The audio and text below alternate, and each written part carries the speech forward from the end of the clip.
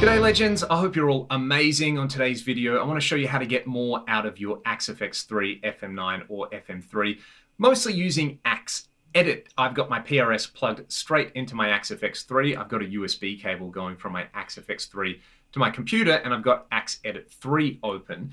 I want to build a preset from scratch. So step number one, I'm going to use the quick build feature, and this is also thing number one. This is a little bit of an overlooked feature in here, but basically you get a list of all the available blocks for your preset, and you can put them anywhere you like on the grid just by dragging and dropping them. So a typical preset for me, I'm going to need an input and an output block. I'm going to need an amp and a cab, which I'll place kind of in the middle over here. I'm definitely going to want some reverb at the end of chain.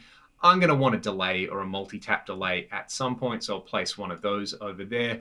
I might like a wah, I might like a phaser or a drive pedal or something like that. We'll keep it very simple to start with and just use those four blocks. I'm then going to hit quick build again, and I can just cable this up really quickly. I am going to bypass the delay and the reverb to get started, and I've got an amp and a cab. So that's thing number one, using quick build. It is marginally quicker than right clicking and going to a list of things on there. And if you kind of know what you want in a preset, which I think is really important when you're building presets, think it out first. Think about what you want out of the preset rather than just sitting there and going, well, what do I do? I'll let Axe Edit figure it out. That's one way you kind of end up in tweaking hell, in my opinion. The next thing is to use the blocks library, and you can grab my personal blocks library absolutely free. Just check the video description. If you think it's worth something, there are links to my Patreon and my music in the video description. But for now, I'll show you how to open up my blocks library. Basically download the folder, and then in settings, go to preferences, navigate to workspace, go to browse under the little library function here, and then go to, it's called LT Fractal Blocks to share. Basically just select that folder wherever it is on your computer, hit open, and very, very quickly, you'll be able to come down here, say on the amp block, and go, hey, look, I've got a list of Leon's favorite amps over here. Let's go with, say, LT Mark IV Match 2. That one is based on a Boogie Mark IV, and then we can add a cabinet IR to that. I've also listed in the video description my free cab IRs. I'm going to go to user slot number 2. Number 1, this is my main cabinet IR. Let's hear that combination of amp and cab.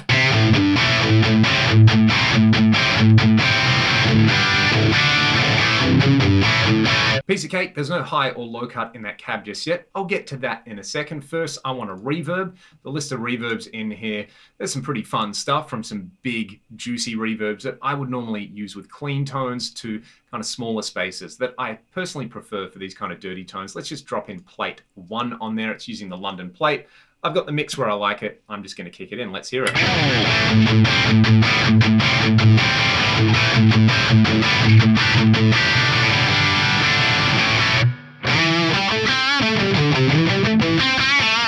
Very, very subtle, but it's just taking that directness off the tone there. You might have noticed a little bit of noise in there as well. In the input block, there's actually an input gate, and I've got my settings saved in here as everyday gate. Let's hear this.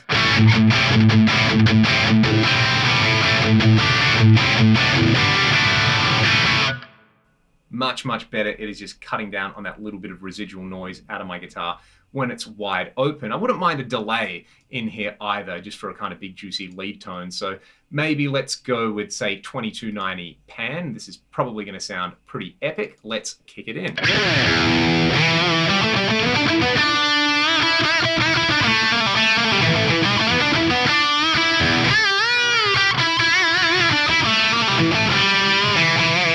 And just like that, I'm up and running with a pretty satisfying lead tone. I can use these as starting points to really dial this in for this particular guitar or for the particular piece of music that I'm working on. But one thing I really like about that, say with like a Mark series amp, if I bring it up at stock settings, these normally have to be really dialed in with pretty extreme settings, like the bass and mid low, bit of a kind of graphic EQ thing going on over here, and there's all your kind of fine tweaks that you can do if you choose in the advanced parameters. I kind of like to do that once, get it where I like it, and then leave it in the blocks library. and just kind of press play and go. The next thing on top of that is the Perform tab, and this is kind of where you go from Axe Edit to the physical hardware on your unit. I've got my Axe Effects on my desk, so I find this incredibly useful. Basically, the Perform tab, you have a per preset performance control tab and a global performance control tab in here.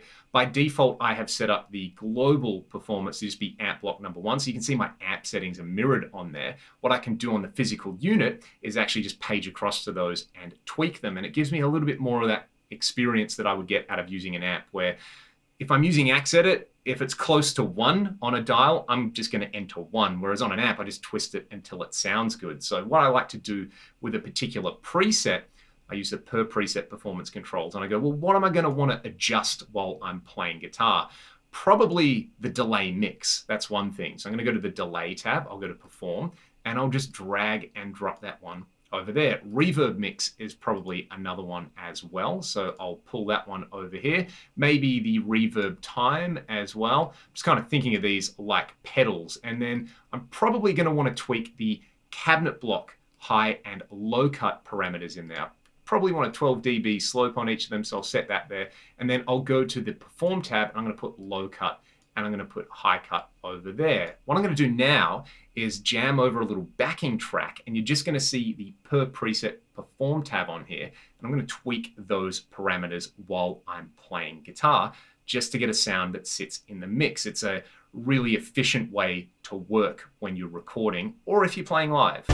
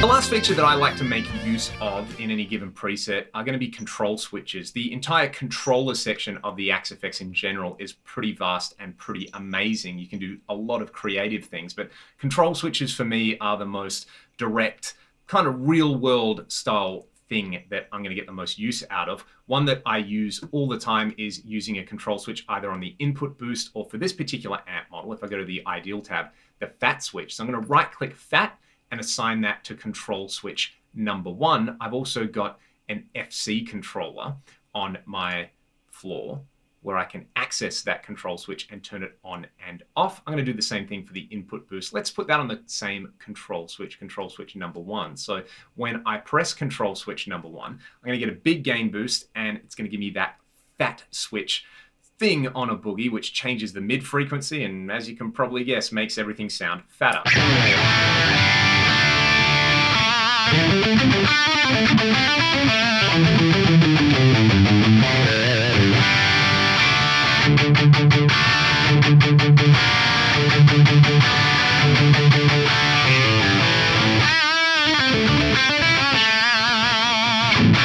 I love that. Another thing I would use a control switch for is a momentary control switch on something like, say, a flanger or a phaser, any type of modulation or filter style pedal or block, I should say. Let's drop a flanger in here. I'm going to navigate to, say, the EVH settings that are in here, and I'm going to right click the bypass state and assign this to control switch number 4. I've got control switch number 4 set up as a momentary switch on my FC12. I'm just going to change these two values over here, and now when I step on that control switch and hold it down,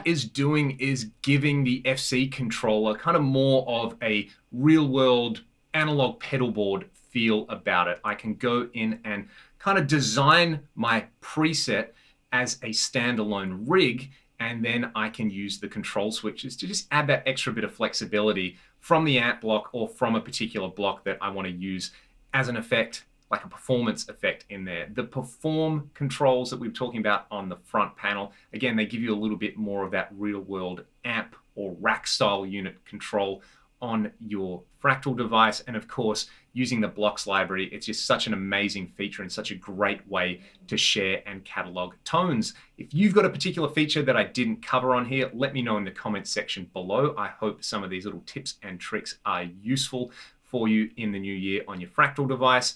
And I hope you all have a great day. I'll see you next time. Thanks for watching.